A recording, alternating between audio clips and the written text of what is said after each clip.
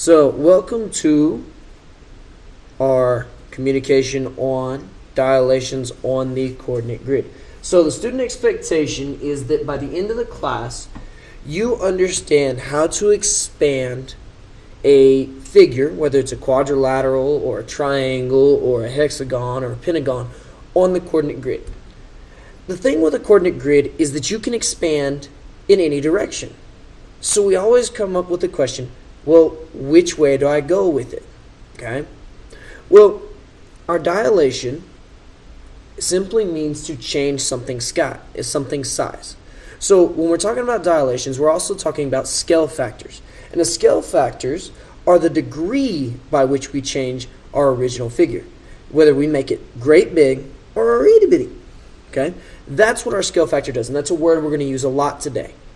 Now, the HLQ, something that you can't really explain right now, but you will have to explain at the end of the lesson, is for you to explain what the value k corresponds to in our formula, x comma y, changed to kx comma ky. Now, kx, ky, this is the formula that we're going to use today to create our dilation. We're going to dilate the quadrilateral ABCD. Okay? I use the fancy word quadrilateral. We're looking at a rectangle. Okay? So, here's what we got to do. We're going to take our rectangle here and we're going to copy down, or we're going to write down our quadrilateral's points. Okay? A is at the point -1, +1. B is at the point +2, +1. And C is at the point +2x, -1y. Finally, D at a -1x and a -1y. So I want to change this by a scale factor of 2. All right? So here's what we're going to do. I'm going to write our formula that we're using right here in our HLQ. I'm going to scroll that down so you can see. We're going to use this formula right here, down here. So far, all of our points are written x, comma, y. But we have to change them to the form kx, comma, ky. Now, what you got to find out right now is that k is our scale factor, and we said that we wanted k to be 2. So the change that's going to occur from point A to A prime occurs right here in the formula. The final product is going to wind up being A prime in our new location. So what we've got is we've got the first point. Leave a little extra space as you write this down. It's -1, comma, 1.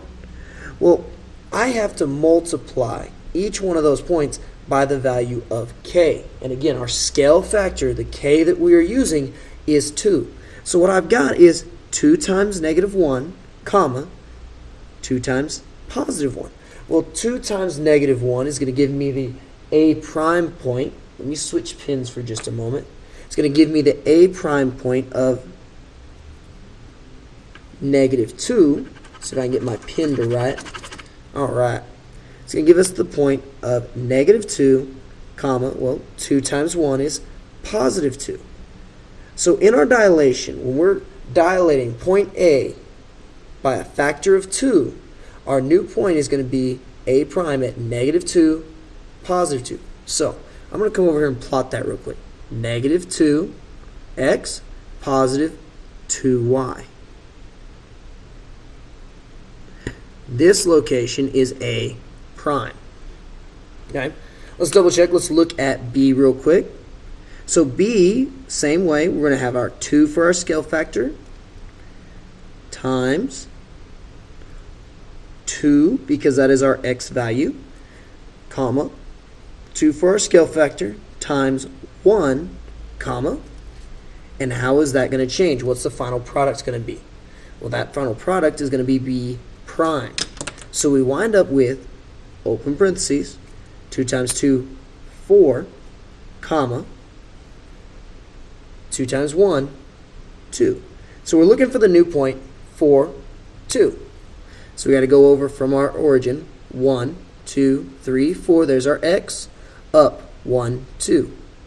This is the location of our point B prime. Let's do C real quick.